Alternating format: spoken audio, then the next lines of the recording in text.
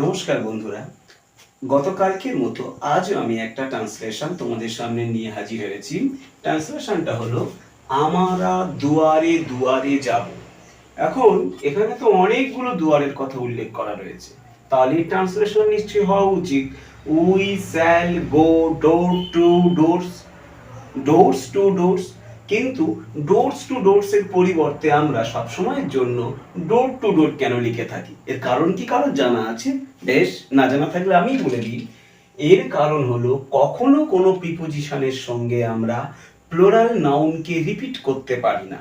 যেহেতু ডোরস নামক শব্দটা একটা প্লোরাল নাউন এবং এই ক্ষেত্রে একটা প্রিপোজিশন রয়েছে টু, তাই কোনোভাবেই আমরা বলতে পারবো না ডোরস টু ডোরস। তাহলে কি বলতে হবে? যেটা আমরাই বলে অভ্যস্ত, ডোর টু ডোর। আর এই রকম ইংলিশের অ্যামেজিং ফ্যাক্টস জানবার জন্য আমার চ্যানেলটাকে সাবস্ক্রাইব এবং লাইক করে রেখো।